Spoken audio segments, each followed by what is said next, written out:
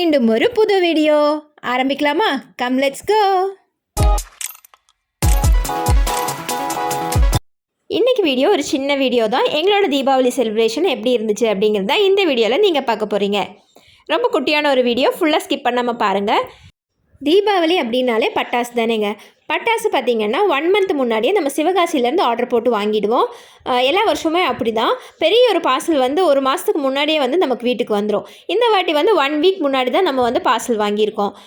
ஏன் அப்படின்னா நமக்கு வந்து இந்த வாட்டி தீபாவளி பெருசாக செலிப்ரேஷன் கிடையாது. எங்கள் வீட்டுக்காரோட பெரியப்பா இறந்ததுனால நமக்கு அது செலிப்ரேஷன் இல்லை. ஸோ அதனால் இந்த வாட்டி சின்ன பாக்ஸாக நம்ம வாங்கியிருக்கோம். எப்போவுமே வந்து பார்த்திங்கன்னா 100 ஷாட்டு, சிங்கிள் ஷாட்டு, 160 ஷாட்டுன்னு சொல்லிட்டு அந்த மாதிரி போயிட்டே இருக்கும். அந்த மாதிரி பட்டாசு தான் நிறைய வாங்குவோம். இந்த வாட்டி என்ன பண்ணியிருக்கோம் அப்படின்னா குழந்தைங்களுக்கு வெடிக்கிற மாதிரி பட்டாசு நாங்கள் வாங்கியிருக்கோம். நிறைய வந்து இந்த ஃப்ளவர் பாட்டு, அதே மாதிரி கம்பி மத்தாப்பு, இந்த மாதிரி ஐட்டம் தான் அதிகமாக இருக்கும். ஸோ இதெல்லாமே வெரைட்டியாக இருக்கும். நமக்கு புதுசாக வந்து நிறைய பட்டாசு வந்து நம்ம இதில் ஆட் பண்ணியிருக்கோம். பட்டாசு எப்போ வந்து நம்ம பார்சல் ரிசீவ் பண்ணமோ அப்போலேருந்து எங்கள் அத்தைக்கு வந்து ரொம்ப டென்ஷனாக இருக்கும். ஐயோ எப்படா இந்த பட்டாசெல்லாம் வந்து வெடித்து முடிப்பாங்க அப்படின்னு சொல்லிட்டு ரொம்ப கேர் பண்ணி அதை வந்து பார்த்துட்ருப்பாங்க. ஏன்னா அப்படி தானே நம்ம இருக்கணும். குழந்தைங்க வந்து ஏதாவது பண்ணிடக்கூடாது, வீட்டுக்குள்ளே இவ்வளோ பெரிய பட்டாசுலாம் நம்ம வச்சுருக்கோம் அப்படிங்கிறப்போ கொஞ்சம் ஒரு டென்ஷனாக தானே இருக்கும். எங்கள் அத்தைக்கு தான் வந்து பட்டாசு வந்துச்சு அப்படின்னாலே அவங்களோட டென்ஷனை ஆரம்பிச்சிரும். இந்த வாட்டி வெடியெல்லாம் இல்லை, இந்த ஷார்ட்ஸ் எல்லாம் இல்லைன்னு கொஞ்சமாக நிம்மதியாயிட்டாங்க. பட்டாசெல்லாம் தீபாவளிக்கு ஒரு நாள் முன்னாடியே கொஞ்சம் கொஞ்சமாக வெடிக்க ஆரம்பித்தாங்க.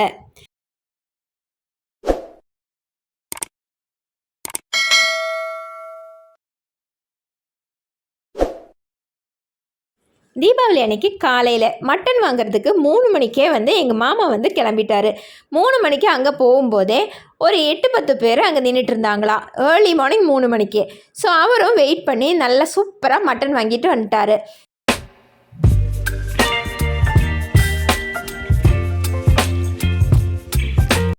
மார்னிங் பிரேக்ஃபாஸ்ட்டுக்கு ரொம்ப சூப்பராக மட்டன் குழம்பு ரெடி பண்ணிகிட்ருக்கோம். மட்டன் குழம்பு கூட என்ன சாப்பிட போகிறோம் அப்படின்னா சூப்பராக சுட சுட இட்லி வந்து மட்டன் குழம்பு கூட சூப்பரான ஒரு காம்பினேஷன். மார்னிங் பிரேக்ஃபாஸ்ட் அப்படின்னா சொல்லவே வேண்டாம். எல்லோரும் சேர்ந்து சூப்பராக செம்மையாக சாப்பிட்டோம். ஒன்றா உட்காந்து சாப்பிட்றதுங்கிறது ஒரு தனி சுகம்.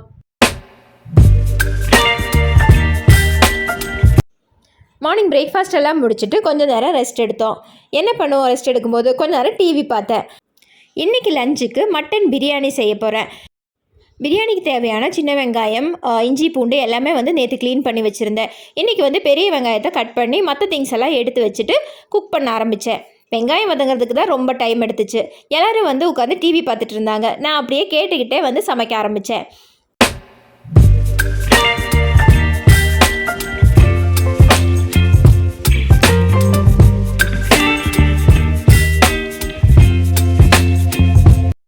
எந்த விசேஷம்னாலும் நமக்கு குக்கிங் வேலை இருந்துட்டு தானே இருக்கும்.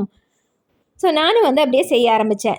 இப்போ வந்து வெங்காயம் வதங்கிட்டுருக்கு. இந்த டைமில் தான் வந்து நான் எப்போவுமே அரிசியை வந்து ஊற வைப்பேன். ஜீரக சம்பாவில் தான் எப்போவுமே பிரியாணி செய்வேன். அதை வந்து ஊற வச்சிடலாம். இப்போ ஊற வச்சிட்டோம் அப்படின்னா நம்ம போட போகும்போதைக்கும் சரியாக இருக்கும். இந்த மட்டன் பிரியாணியோட ரெசிபி வீடியோ வந்து நான் என்னோடய குக்கிங் சேனலில் நான் போட்டிருக்கேன். அதோட லிங்க் வந்து நான் டிஸ்கிரிப்ஷனில் கொடுக்குறேன். அந்த சேனலோட லிங்க்.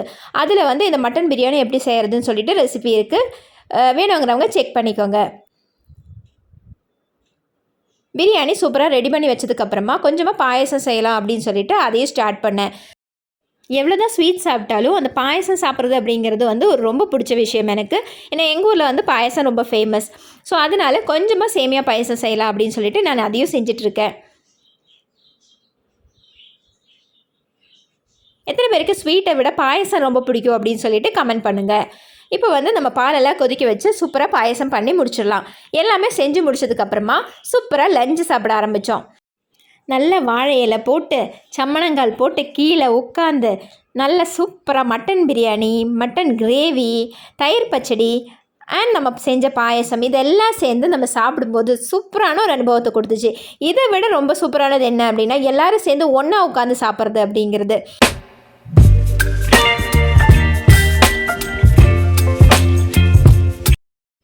ஸ்வீட்ஸ் இல்லாமல் என்ன தீபாவளிக்கு பெருசாக நிறைய ஸ்வீட்ஸ் எல்லாம் நாங்கள் இந்த வருஷம் வாங்கலை. எங்களுக்கு செலிப்ரேஷன் இல்லை அப்படிங்கிறனால வேலை செய்கிறவங்களுக்கு மட்டும் கொஞ்சமாக ஸ்வீட்ஸ் வாங்கி கொடுத்துட்டோம்.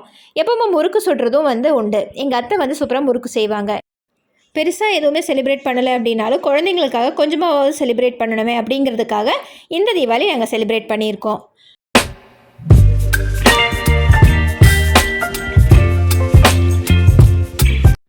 ஈவினிங் ஆக ஆக குழந்தைங்க வந்து பட்டாசு வெடிக்கலாம் அப்படின்னு சொல்லிட்டு அடம் பிடிக்க ஆரம்பித்தாங்க.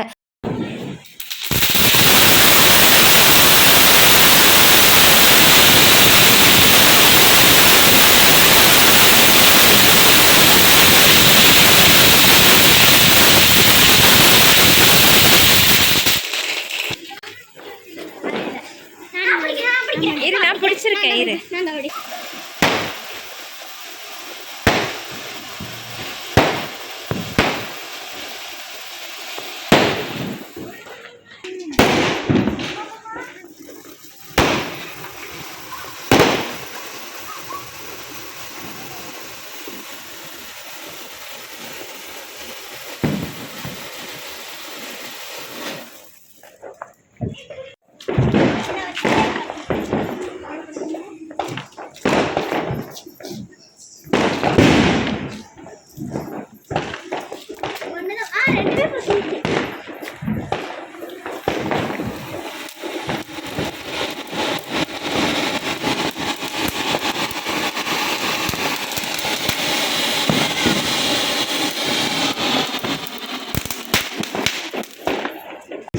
அப்படியே கொஞ்சம் கொஞ்சமாக பட்டாசெல்லாம் வெடித்து முடிக்க ஆரம்பித்தோம்.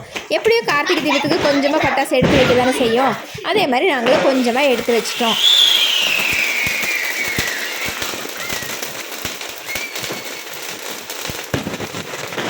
எங்களோட தீபாவளி செலிப்ரேஷன் இப்படி தான் இருந்துச்சு. உங்களுக்கு இந்த வீடியோ பிடிச்சிருந்துச்சுன்னா வீடியோக்கு ஒரு லைக் கொடுங்க. பயணங்கள் என்றைக்கும் தொடரட்டும்.